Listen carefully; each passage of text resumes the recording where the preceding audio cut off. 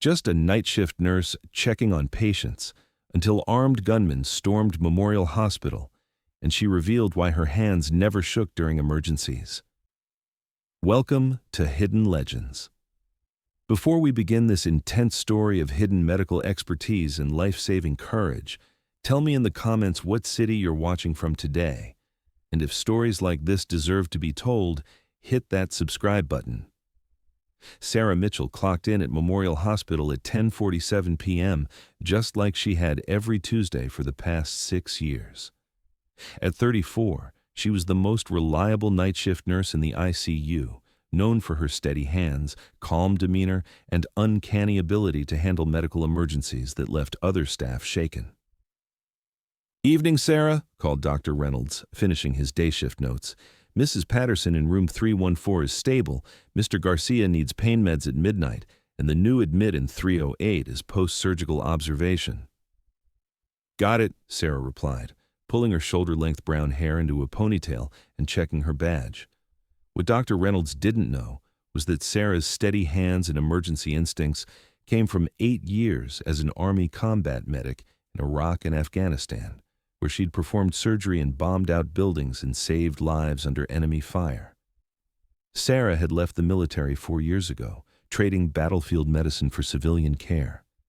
She'd chosen night shifts deliberately. Fewer people, fewer questions about why she could intubate a patient in 40 seconds, or why she automatically scanned every room for exits and potential threats. At 11:15 p.m., Memorial Hospital's 3rd floor was quiet. Sarah made her rounds, checking vitals, adjusting IV drips, and ensuring her 8 patients were comfortable.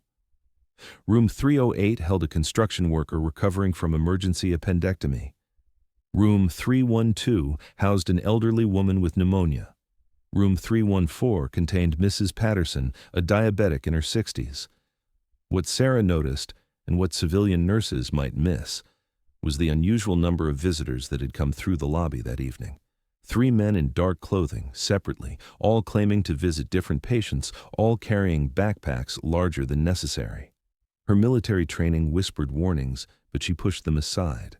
This was Memorial Hospital, not Fallujah. She was a nurse now, not Sergeant Sarah Mitchell, 68W combat medic. At 11:43 p.m., everything changed. The emergency alarm system crackled to life. Code Silver. Code Silver. All personnel shelter in place immediately. Code Silver meant armed intruder. Sarah's blood went cold, but her body reacted with trained precision. She immediately moved to room 308, where Mr. Garcia was awake and confused by the alarm. "What's happening, nurse?" "Security protocol, sir. I need you to stay quiet and away from the windows." Through the hallway window, Sarah could see 3 armed men moving systematically through the hospital's main corridor. They weren't random shooters. They moved with coordination, checking rooms methodically. Professional. Her civilian colleagues were panicking. Jenny, a younger nurse, ran toward Sarah crying, "Sarah, what do we do? Security isn't answering." For a split second, Sarah felt the familiar weight of responsibility she'd carried in combat zones. 8 patients on this floor, plus staff. Approximately 12 lives depending on decisions made in the next few minutes. "Jenny, listen carefully," Sarah said, her voice taking on an authority that surprised her colleague. "We're going to secure each patient room, turn off the lights, and keep everyone quiet.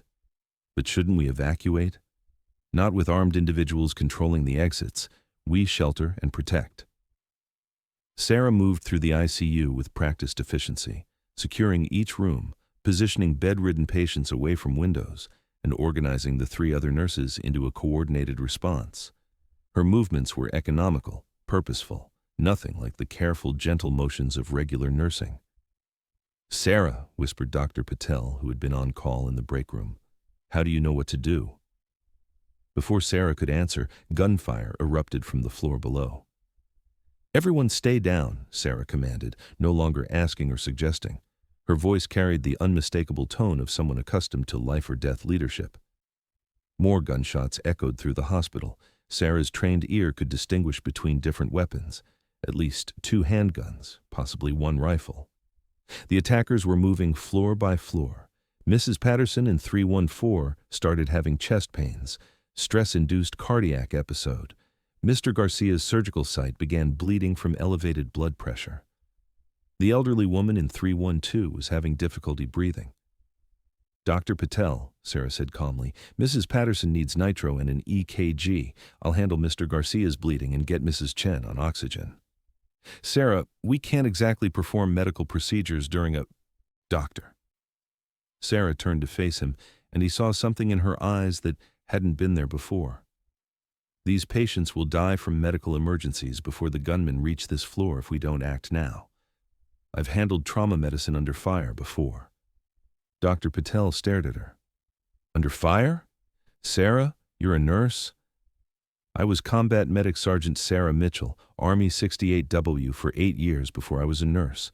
I've performed surgery in collapsed buildings while mortars fell outside. The revelation hit the staff like a physical blow. Their quiet, gentle night shift nurse was a decorated combat veteran. Right now, Sarah continued, checking Mrs. Patterson's pulse with the steady precision of someone who'd worked on wounded soldiers. These patients need medical care, and this floor needs someone who knows how to function during armed conflicts. Gunfire erupted on the second floor, 1 floor below them. They're coming up, Jenny whispered. Sarah made a decision that would save everyone's life. Dr. Patel, take Jenny and Maria to the supply closet, secure medications, and prepare for possible casualties from other floors. What about you? I'm going to set up a triage station and make sure they don't reach our patients. Sarah moved through the ICU with military efficiency. She positioned emergency supply carts to create cover, dimmed all lights except emergency power, and established clear sight lines down the hallway. From the medical supply cart, she retrieved items that seemed routine to civilian eyes, but were tactical to her trained perspective. Medical scissors that could cut restraints, IV tubes that could bind hands, and a portable oxygen tank that could serve as both medical equipment and defensive tool. The stairwell door at the end of the hall creaked open. Sarah positioned herself at the nurse's station, hands steady, breathing controlled. 3 armed men emerged wearing tactical vests and carrying assault rifles, professional criminals, not random violence. Where is everyone? One demanded in accented English. Hospital evacuated, Sarah replied calmly. I'm the only medical staff remaining for critical patients. You're lying. Room 308, post-surgical bleeding. Room 312, respiratory distress. Room 314, cardiac event. They can't be moved. The leader studied her face, looking for deception. What he saw was a woman displaying the calm competence of someone telling the truth. Show us. Sarah led them to room 308, where Mr. Garcia lay quietly, his surgical bandage showing fresh blood from stress-induced complications.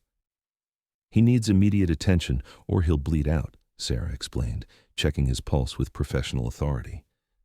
As the gunman relaxed slightly, Sarah made her move. Sarah's combat medic training had included hand-to-hand combat, weapons disarming, and tactical medicine under threat. She'd learned to function when adrenaline and training were the only things standing between life and death. The first gunman was focused on Mr. Garcia when Sarah struck his wrist with precise force, sending his weapon across the floor.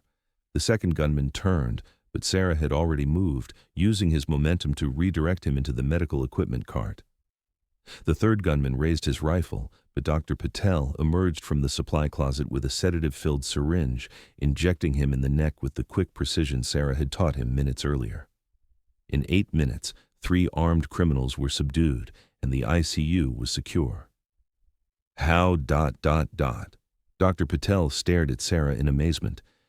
8 years of combat training doesn't just disappear, Sarah replied, checking the restraints on the unconscious attackers. But I haven't used those skills in 4 years. Why not? Sarah looked around the ICU at her patients. Mr. Garcia's bleeding controlled, Mrs. Patterson stable on cardiac medication, Mrs. Chen breathing easily with oxygen support. Because I decided I wanted to save lives instead of taking them. Police sirens wailed outside as law enforcement arrived. Sarah had already called 911 and provided tactical assessment of the threat neutralization. 3 hours later, after police interviews and medical evaluations, Sarah sat in the hospital break room. The other nurses looked at her differently now, not just as a colleague, but as someone who had saved their lives. Sarah, Jenny asked quietly, why didn't you ever tell us?